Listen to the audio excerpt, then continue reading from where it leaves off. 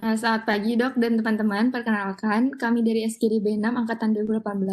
Pada kesempatan kali ini kami akan melakukan presentasi student project yang berjudul Diagnostic Building of Myopathy versus Neuropathy. Sebelumnya perkenalkan nama saya Gabriela Angela dengan 3 digit NIM terakhir 105. Saya akan memulai presentasi dengan menyampaikan introduction yang terdiri dari latar belakang, rumusan masalah, tujuan, dan manfaat dari student project ini. Adapun background dari student project ini, miopati dan neuropati itu adalah suatu gangguan yang berbeda. Sehingga sangat penting untuk bisa membedakan antara dua gangguan ini, tidak hanya berdasarkan gambaran klinis saja, tetapi juga pemeriksaan penunjang lainnya untuk menegakkan diagnosis sehingga pasien dapat mendapatkan treatment yang sesuai. Next. Adapun rumusan masalah yang akan dibahas adalah mengenai definisi, epidemiologi, klasifikasi, etiologi, patofisiologi, manifestasi klinis, diagnosis, manajemen dan treatment, serta prognosis dan komplikasi dari miopati dan neuropati. Lalu tujuannya adalah untuk mengetahui hal-hal yang disebutkan dalam rumusan masalah tadi, serta manfaatnya adalah untuk menambah pengetahuan mengenai miopati dan neuropati, serta pengalaman dalam mempersiapkan studi telah tercapai. Selanjutnya akan dilanjutkan oleh teman saya. Berikutnya perkenalkan, nama saya Messi dengan 3 digit NIM terakhir 114. Di sini saya akan menjelaskan sedikit mengenai definisi seperti yang sudah dijelaskan tadi oleh Gaby. Jadi neuropati atau juga disebut dengan peripheral neuropati adalah suatu kondisi hasil dari kerusakan atau penyakit yang menyerang sistem saraf tubuh. Sementara itu miopati merupakan kelainan yang berefek pada saluran struktur maupun metabolisme dari otot manusia dengan variasi etiologi yang cukup luas seperti penyakit bawaan, idiopatik, infeksi, masalah metabolisme, peradangan, endokrin, dan efek-efek obat-obatan, serta racun. Baik, kemudian epidemiologi. Sebelumnya perkenalkan, nama saya Nakayoshi dengan NIM terakhir 163. Di sini saya akan membahas epidemiologi. Jadi, epidemiologi yang paling sering dari miopati adalah idiopatik inflammatory miopati. Ini merupakan sebuah penyakit yang termasuk langka, dan dari sebuah penelitian baru menunjukkan bahwa frekuensi idiopatik inflammatory miopati ini berkisar sekitar antara 1,16 hingga 19 kasus insiden per 1 juta per tahunnya. Dan prevalensinya adalah 2,4 hingga 33,8 dari 100.000 orang. Usia onset rata-rata pasien idiopatik inflammatory miopati ini berkisar sekitar 44,2 hingga 55,1 tahun. Dan wanita lebih dominan terkena penyakit ini. Kemudian neuropati. Yang kita bahas di sini adalah neuropati perifer. Neuropati perifer itu sering sekali membuat stres dan sering kali membuat fatal. Insiden populasinya adalah sekitar 2,4% dan meningkat seiring dengan bertambahnya usia, yaitu sekitar 8%. Di Eropa, penyebab terbanyak adalah karena diabetes mellitus yang dapat menyebabkan neuropati, ulkus kaki, dan kematian akibat neuropati otonom. Neuropati perifer alkoholik juga merupakan salah satu etiologi yang paling umum dan mempengaruhi 22-66% dari semua pecandu alkohol kronis. Bisa dilanjut. Baik, selanjutnya saya Dia Kurnia dengan 3 digit NIM terakhir 035 akan melanjutkan mengenai klasifikasi dari miopati dan neuropati. Jadi yang pertama mengenai klasifikasi dari miopati terlebih dahulu. Miopati itu sendiri berdasarkan onset, pattern of muscle weakness, dan juga family story-nya itu diklasifikasikan menjadi 2 kelompok besar. Yang pertama adalah hereditary myopathy dan yang kedua adalah acquired myopathy. Jadi yang pertama, hereditary myopathy itu sendiri merupakan suatu penyakit keturunan yang diakibatkan adanya mutasi pada gen-gen yang mengkode critical protein yang berperan dalam mengatur fungsi dan juga struktur dari skeletal muscle. Nah, hereditary myopathy itu sendiri diklasifikasikan menjadi 5. Yang pertama adalah congenital myopathy, di mana ini merupakan suatu gangguan neuromuskular yang ditandai dengan adanya perubahan histopatologi dan onsetnya itu sendiri terjadi pada periode neonatal. Kemudian yang kedua adalah muscular dystrophy, di mana ini merupakan gangguan neuromuskular juga yang ditandai dengan adanya distrofi pada otot skeletal. Kemudian yang ketiga ada myotonia. Ini merupakan suatu kondisi di mana terjadi kontraksi atau ketegangan otot secara terus-menerus setelah adanya stimulasi elektrik.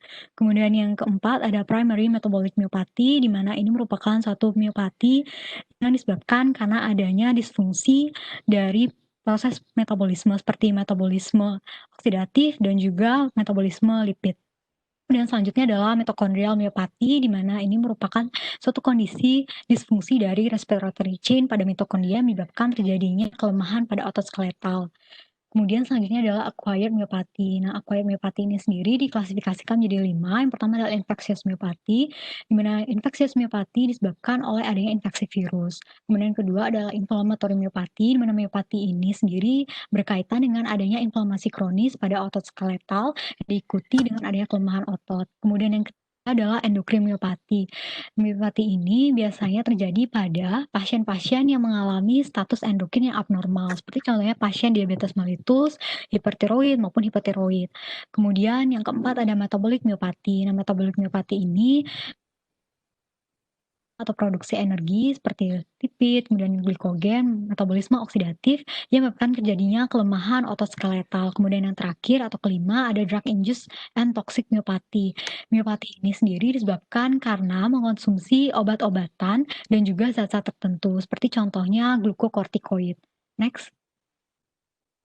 Selanjutnya adalah klasifikasi dari neuropati. Jadi neuropati itu sendiri diklasifikasikan menjadi 3. Yang pertama ada mononeuropati, di mana ini merupakan suatu gangguan neuropati akibat adanya lesi vokal di satu saraf perifer. Kemudian yang kedua multiple mononeuropati, di mana ini terjadi gangguan pada beberapa saraf perifer di lokasi yang berbeda-beda. Kemudian yang ketiga ada polineuropati, di mana ini merupakan satu gangguan saraf perifer, banyak saraf perifer di satu lokasi yang sama. Baik, sekian mengenai klasifikasi, bisa dilanjutkan. Jadi selanjutnya saya Cantika dengan 3 digit yang terakhir 071 akan menjelaskan mengenai etiologi dan faktor risiko. Next. Jadi untuk etiologi dan faktor risiko dari miopati dan neuropati ini sangat luas dan juga beragam, namun terdapat beberapa kesamaan yang saya sajikan dalam tabel presentasi ini, di mana yang pertama ada alkohol. Untuk miopati dicetuskan oleh acute alcoholism, sementara untuk neuropati oleh chronic alcoholism. Yang kedua adalah penyakit endokrin, di mana keduanya dapat disebabkan oleh diabetes mellitus dan juga hipotiroidisme, namun miopati bisa juga disebabkan oleh Cushing disease, hipertiroidisme, dan juga Addison disease.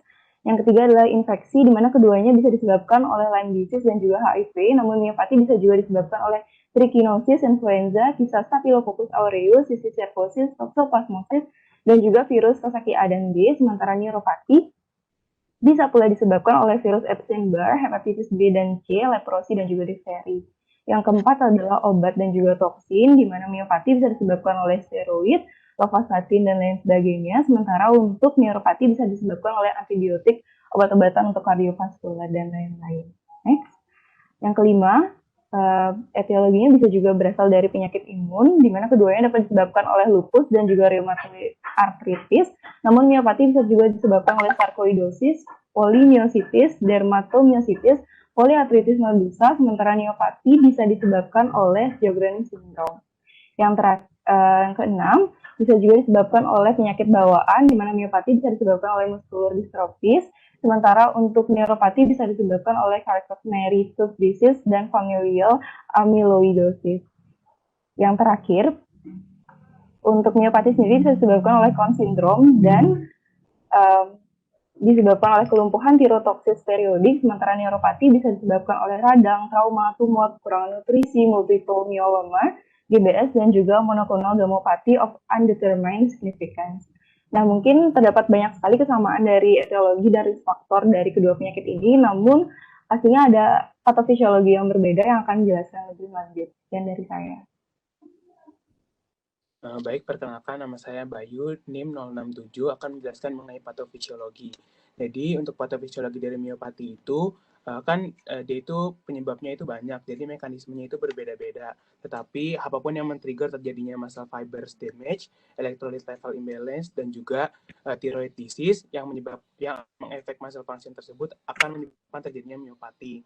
Dan selanjutnya, untuk neuropati itu sendiri, sama seperti miopati, dia itu memiliki penyebab yang berbeda-beda, maka mekanisme juga beda. Tapi ditemukan adanya pattern mekanisme yang mirip, dan patternnya itu ada tiga. Yang pertama itu ada segmental demyelination, yaitu degenerasi dari myelin-sheath dengan sparing axon dan juga disebabkan oleh inflamasi. Yang kedua ada Wallerian degeneration, yaitu nerve axon degeneratif yang disebabkan oleh physical compression atau lesi.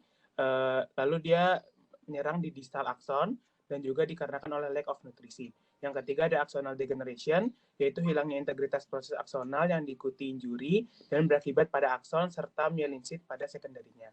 Mungkin sekian dari patofisiologi, bisa dilanjutkan. Baik, selanjutnya clinic station. Next.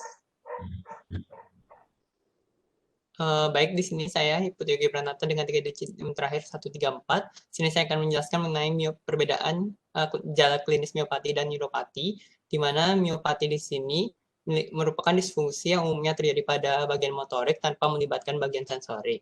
Lalu motorik sendiri, pasien akan mengalami kelemahan pada bagian otot proksimal secara simetris, terutama di bagian pelvic dan bagian bahu, sehingga membuat pasien sulit untuk melakukan aktivitasnya.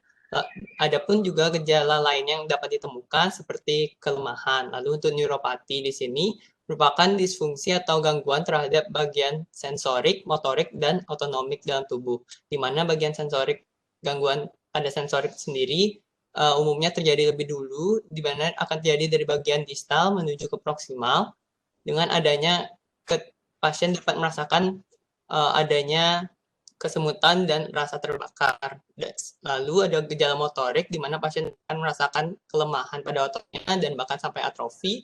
Dan adapun otonomik di mana banyak bagian organ tubuh pasien yang akan terkena. Salah satunya adalah bagian kardiovaskular, sistem kardiovaskular di mana akan terjadi ortostatik hipotensi. Baik, bisa dilanjutkan.